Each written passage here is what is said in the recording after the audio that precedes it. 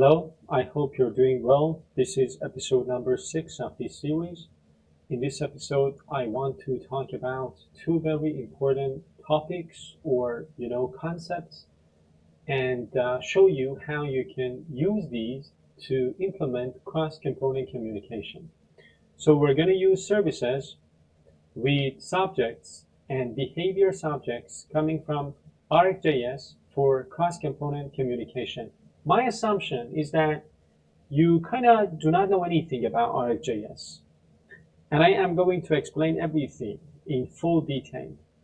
I'm going to show you what behavior subject is, what's the difference between a behavior subject and a subject. In RxJS, we kind of talked about subjects in previous episodes, right? And then I am going to show you how you can use these to implement cross-component communication. Again, if you've been following these videos, you know that there are different techniques, there are different approaches when you want your components as the building blocks of your front-end application to communicate with one another.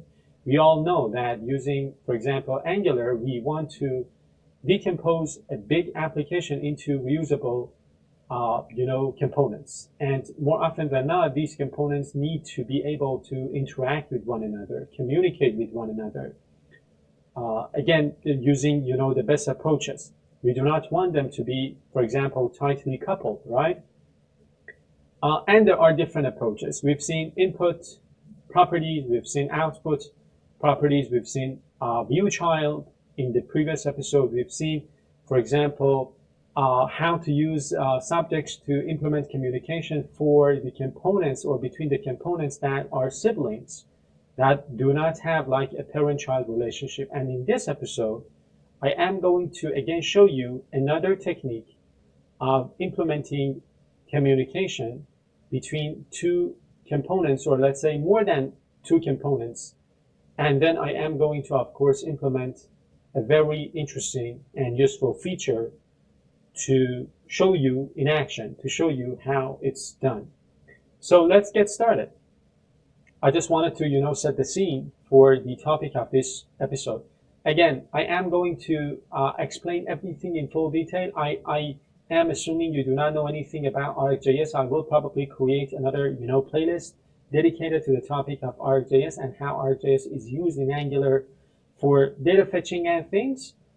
But we are going to talk about, subject and behavior subject in this very specific case to implement cross-component communication. So the goal of this episode is to learn how to use a shared service, a notification service with subject and behavior subject to enable reactive communication between components that are not directly related to one another. So for example, implementing something like notifications. When a booking is added to the system, you want to show a notification. The scenario is very simple. In our application, we've got this component. If you've been, following the playlist and the videos, you know that we've got this component called booking form component, which is a child flight list component. And of course, when you add a booking, it emits a new booking. If you don't remember, I can show you, but you can also, rewatch the previous episode. So for example, this is the booking form component. It has this method, right, that is going to emit the newly created booking to its parent component using this output property, and the parent component is flight list, right? And this is the place where you can add a booking. So you need to first click on a flight, and then you can add a booking for that specific flight. So this is what we already have. Then we are going to have this notification component. So this notification component is going to be placed inside of your app component, and it's going to display a real-time message when you add a booking for a flight. The message is going to be like this. So a new booking confirmed for this passenger on this flight. So these components, I'm talking about the notification component and the booking form component, they do not share a parent-child relationship or sibling, relationship. So we'll communicate using a notification service with behavior subject. So again, know the relationship between your components. Are they in a parent-child relationship? Are they siblings? Or they do not have any relationship whatsoever? So this lets you, decouple your components to communicate from one component to another component, even though they do not have any relationships. One sends a message, basically, and any other component can listen and display that message, and there is no tight coupling between these components. So the first thing that we want to do is to create this service called notification service. This is the command that you can use. I have already created this. I think in episode 1, we created a bunch of things, and notification service was one of them. Then inside of this notification service TypeScript file, we are going to do a couple of very important things. So we are going to use a behavior subject. We are going to then expose that behavior subject as an observable so that other components can subscribe to this message. And then we've got this push method or function to get a message and push it to that behavior subject using this underscore message. So this underscore message is our behavior subject. This message $sign is our observable. And you've seen this pattern before. So using as observable, you can basically give observable access, if you will, to a behavior subject or a subject. And then we've got this clear, which is going to, kind of use the next function on our behavior subject and emit an empty string. I want to talk about behavior subjects a little bit before I write the code. So let's go through the code line by line and explain all the key parts, because I said I'm going to explain everything, including the $sign convention, the behavior subject, as observables, the push method, and the clear method. First, we've got some imports. The @sign injectable, we already know that, right? So this lets Angular know that this is a service class that can be injected in other components. Behavior subject is a special type of observables coming from RxJS that allows you to hold a current value or the latest value. An observable is a stream of asynchronous data. You can subscribe to your observable. This is your observable. You can subscribe to this to kind of get notified when a new value is emitted. And then using this behavior subject, you can produce new values using the next function. So behavior subjects and observables. This is the first thing that I want to talk about. So this line of code is going to create a private behavior subject called underscore message, the name, right? And it is of type string, means the values that this behavior subject is going to emit are of type string, and this is the default value. So the behavior subject string means that it will hold string values. It is initialized with an empty string value. Unlike a regular subject, we kind of talked about regular subjects in previous episodes. A behavior subject always remembers only the latest value, the last value that it has produced, and immediately sends it to new subscribers. So using behavior subject, the difference between behavior subject and subject is that using behavior subject, only the latest value, the last value is remembered. Then you've got this message $sign. So this exposes that behavior subject as a read-only observable named message $sign. We have already seen this method. So this method allows you to not only have your behavior subject, but to expose that as an observable. So as observable hides the next method. The next method is used on your subject, on your behavior subject, to produce the next value. So when you convert that to an observable, that next method is hidden, kind of. So components can only subscribe to this. So the components can emit values. The only thing that can emit a new value using this behavior subject is the service itself, using the push method, using the next method on your behavior subject. So they cannot emit values, components, because they are seeing only a read-only kind of access to that behavior subject. By the way, this $sign that you can see here is a naming convention in Angular and RxJS that kind of signals that this is an observable stream, not a plain variable. So when you are creating observables, the convention is to add a $sign at the end of your variable name. Then you've got the push method. The push method is used to send a new message using your behavior subject, it is using this next, function on your behavior subject, and this updates the behavior subject. All subscribers to that observable message $sign will automatically receive the new value that this push function has produced. Then you've got the clear function. So this resets the message to an empty string. Again, using the next function on your behavior subject, you are emitting an empty string, useful for clearing notifications or status messages after showing them briefly. Now let's do something before we continue with the notification component, which has already been created, by the way. Let's go ahead and put the code for notification service. So as I said, I have defined this already. So I'm going to clear out this guy and write the code for my notification service. So this is the kind of shared, service between our two components that want to communicate with one another. And using this pattern, we can kind of, implement cross-component communication. Now the notification component. First, we're going to create it. It is already there. Then we want to do different things. First off, we are injecting an instance of the service we just created, notification service. Then inside of the ng on init, we are subscribing to that observable, as you can see here, coming from notification service. And whenever a new value arrives, we are going to get that value and we are going to set a local message property. So the value produced by that, behavior subject, which is going to be inside of this observable, is going to get captured inside of this local, property of this notification component. So let me go to the notification component and write this code.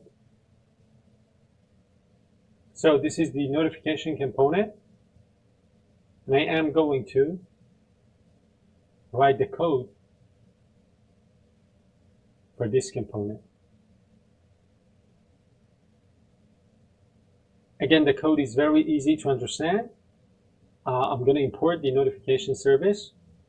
We're injecting one instance of our notification service, and inside of ng on init as one of our lifecycle hooks, we are subscribing to that observable, and for any new value, we're going to capture that new value inside of this local property. So let's break down the code, focusing on the RxJS part. This, as I said, injects a singleton, a notification service into the component. It gives us access to that, observable stream message $sign that holds the notification text. Then inside of the ng on init, we are subscribing to that observable stream of data using the subscribe, function. And then for each, new piece of data, new message, new notification message, we are going to capture that inside of our local variable. What's happening here? Again, you can pause the video and study this yourself, but this is kind of important. So, the observable is an RxJS observable of a string exposed by the service. How is it exposed? Using as observable. So we have, a read-only access to that observable. The as observable is used on the variable that we defined for our, behavior subject. And then subscribe listens to that observable stream. Whenever notification service push is going to produce a new value using that behavior subject, the behavior subject emits a new value. The subscribe that we have defined inside of this component is going to be triggered, and this message, the local, property in this component is going to get updated with that new string value. So this causes Angular to automatically update the view thanks to change detection. Now the communication flow, again, is going to be like this. The service is going to push a new value. The behavior subject is going to emit that value, this string message. Then the subscription that we have defined inside of our, notification component is going to receive this new value, and the message, which is a local property inside of our notification component, is going to get updated. And when it is updated, it means that Angular will trigger a re-render of that component with this new piece of message. There's another thing that you need to know about unsubscribing to observables. So right now from our notification component, we are subscribing to that, observable. So this code subscribes to an observable, but does not unsubscribe. This is fine in this case because the message, which is our observable, comes from a behavior subject that completes only when the app shuts down. And notification component will always remain in the DOM. This is, a piece of a component that's going to render a piece of data, a piece of kind of template that I'm just going to write in a minute. So it will always remain in the DOM as a top-level layout banner in our app component. But in general, for long-lived subscriptions or components that are frequently destroyed, you should unsubscribe from your observables to avoid memory leaks. So the way to do this is to capture your subscription inside of a variable, as you can see here. For example, inside of our notification component, if you want to be able to unsubscribe, when you call the subscribe on the observable, you need to capture the result in an object, in a variable of type subscription. And then from your undestroy lifecycle method, you need to unsubscribe using that subscription function. This is again something on subscription object. This is something that we haven't done in this case, and the reason is here. There are two reasons that I decided not to do this. But of course, it's considered to be a best practice. Try to do this. Try to always unsubscribe from observables. Now the template for notification component. The notification component has this local property called message. And the simplest template is this. It's going to, take a look at that message. If there is some value in there, it's going to render this div, and then it's going to show this, value. And then we want to add some styles for this, div element as well. The div element has this class called notification bar. We're going to add this style for that style as well, for that, template as well. So let me go to notification HTML, notification component HTML. And what I want to do is to write the code for the template. Again, in order to be able to use ngIf, I need to import common module. Now I'm good. Now I want to go to the CSS file here, and I want to, add that style.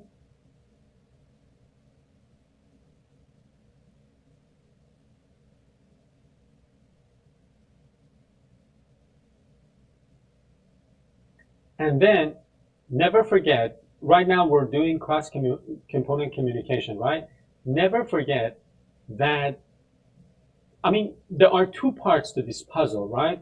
First, the notification component, which is subscribing to those messages emitted by your behavior subject. Now, we need to send messages using that behavior subject, using that push method inside of our service, the notification service. We are going to do that from the booking form component. From the booking form component, whenever a new booking is submitted, we are going to have a dependency on that notification service. And using that notification service dependency, we need to not only, this code is coming from previous episodes. We need to use that dependency on the notification service to push a new message. Using the behavior subject, this method is going to produce a new value, and then the notification component is going to consume that value. So these two components, booking form and notification component, do not share any relationships whatsoever, but using behavior subject and observables, they are able to be, able to communicate with one another. So let me get you to the booking form component. So I'm going to get rid of this portion of my code. I'm going to create the booking. And then here, I'm going to emit this, new booking.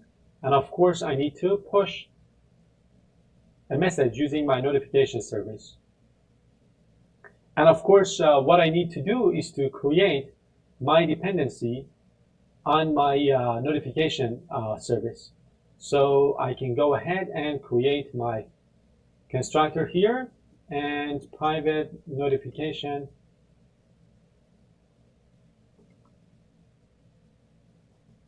service. I'm going to import the notification service. Do I have it here?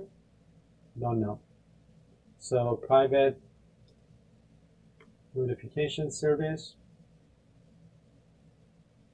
And then I'm going to close out my constructor and I'm going to import this.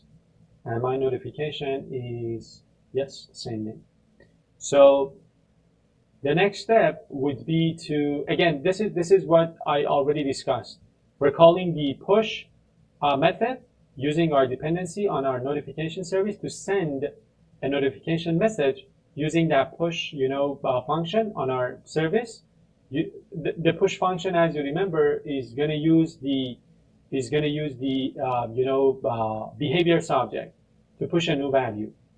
This is the next function to produce a new value. Then in the notification service, we've got the observable. This is the behavior subject, which is going to produce a new value using next. And then we've got an observable that the other components, like for example the notification component, can subscribe to. And this is of course what we are doing. So let's say this service, this notification service, is like a bridge, a communication bridge between the notification component and the booking form component. Now, when the message property on our notification component is updated, it is going to get re-rendered, and the template is going to be updated in the UI, and we're going to receive a message like this. So this is absolutely reactive. You're not manually passing messages between the components.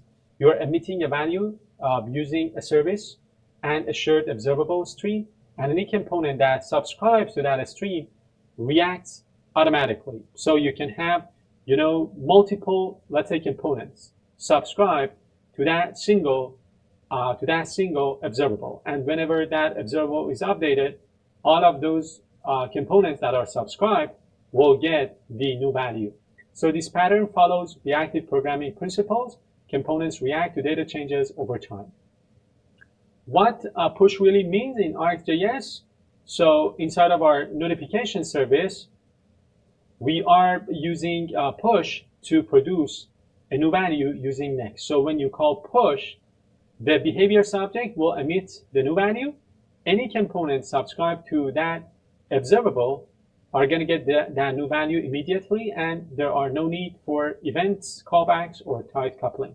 Now, the last step would be to add the notification component to our app component. So if I go to my app component, I have only the flight list here. But I will be able, I am able to now use the notification component here. So I am going to add my notification here, and of course, inside of my app component TypeScript file, I need to import notification component. So I've got notification component here. I've got my flight list and router outlet that we will this is we're gonna discuss in future episodes. So that was the last thing we needed to do. Now let's go ahead, select a flight, book a passenger on that flight, and see whether we see that notification at the top or not. So we are going to select a flight. This is the flight, the details of that flight. Then we can go ahead and add a new passenger. Let me zoom out for this specific flight. And when I click this submit booking, a message is produced through that notification service using that behavior subject, and all of the components, the notification component, for example, that are subscribed to that observable are going to receive a new value. And when they receive a new value, they are going to get rendered here at the top. The reason for that component being here is that we added this here. So again, this is very reactive, very loosely coupled. These two components are not coupled to one another. I'm talking about the booking form component and the notification component. They are communicating through a notification service. And there is nothing stopping us from having other components, not only the notification component, but other components subscribe to that observable. And they will be updated as well. They will receive the new value produced by that behavior subject. So when to use a subject, when to use a behavior subject, always remember the subject emits, but it doesn't emit, the current value. But the use case is like a fire and forget event kind of style. This is something that we discussed in previous episodes. Behavior subject, which we discussed here, has this, feature of emitting the current value. And the use case is, as you saw, to kind of share state or value between components and to get those components synced up using, let's say, a shared service. So the summary of this episode: behavior subjects, they hold the current notification state and emit that value immediately. Notification service push triggers a new notification message. Notification service message, which is the observable, can be subscribed to by any component that you want. And this pattern helps you to have unrelated components communicate with one another using shared events. And you can, have like a loosely coupled approach of communication between different components. And that was it for this episode. I hope you've enjoyed watching it. If that's the case, don't forget to like the video, share it with a friend, and continue watching the upcoming videos as well.